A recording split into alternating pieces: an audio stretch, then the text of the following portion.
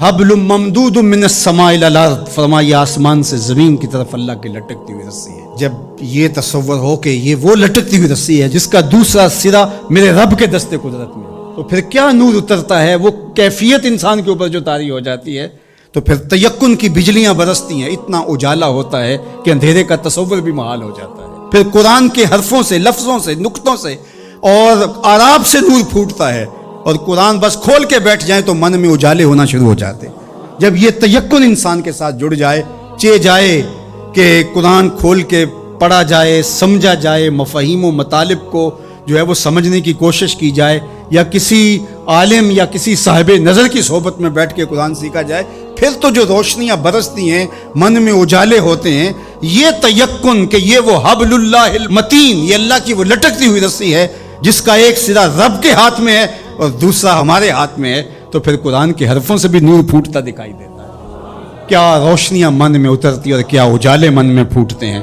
तो फरमाया व मन इब्तगल हुदा फी गैरिही अदल्लहुल्लाह व हुवा हब्लुल्लाहिल मतीन, वो अल्लाह की लटकती हुई रस्सी है। व हुवा ज़िक्रुल हकीम, अल्लाह अकबर, ये हिकमत वाला जिक्र है। इससे ज़ियाएं भी फूटती हैं, रोशनियां भी फूटती हैं और हिकमत के उजाले भी निकलते हैं इस किताब के। हरफ हरफ नूर बांटता है, लफ्ज लफ्ज उजाले बांटता है। कुरान के लफ्ज नहीं है बल्कि कितारों के अंदर चिराग रखे हुए हैं। अल्लाह अकबर, इसकी रोशनी के अंदर ज़िंदगी की राहें उजाली जाती हैं और फिर ज़िंदगी का उसलूब नसीब होता है। वह वस्सिरातुल मुस्तकीम, और ये बिल्कुल सीधी राह है। सीधी राह कुरान बताता है। कुरान की रहनुमाई हासिल करने वाले कभी भी गुमराह नहीं होते, उनकी राहें कभी गुम नहीं हुआ करती। फिर इरशाद फरमाया हो वल्लज़ी ला तज़ीगु बिहिल अहवा, अल्लाह अकबर, ये ऐसी किताब है जो ख्वाहिशात को बेकाबू नहीं होने देती। ये कितनी बड़ी बात मेरे हुजूर ने फरमाई। इंसान अपनी ख्वाहिशात के पीछे ही लग करके गुमराह होता है। बल्कि मैं आपको एक और बात बताऊं, और वो ये कि हर दौर के उसलूब बदलते हैं। अब ख़त तो नहीं आता, अब मैसेज आता है। दौर बदल गया है ना।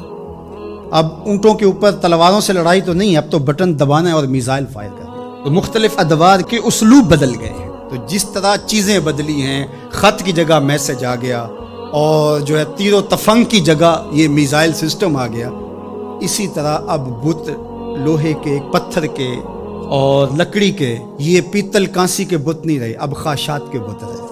अब अनाओं के बुत बन गए, आरज़ुओं के बुत। अल्लाह ने फरमाया कि वो शख्स जिसने अपनी ख्वाहिशात को अपना माबूद बना लिया। अब ये उम्मत लकड़ी, कांसी और मिट्टी के बुत तो नहीं पूजेगी, ये ख्वाहिशात के बुत हैं, अना के बुत हैं, जो उम्मत को पारा पारा कर देंगे, जो उम्मत को तकसीम कर देंगे। मैं बड़ा हूँ, हम चुमा दीगरे नेस्त, ये बुत हैं, ये परस्तश है। लेकिन अगर कुरान से जुड़े रहोगे तो तुम्हारा रब कुरान की बरकत से तुम्हें इस बुत के आगे भी नहीं झुकने देगा। कुरान सबसे बेहतर तज़किये का उसलूब और अंदाज है।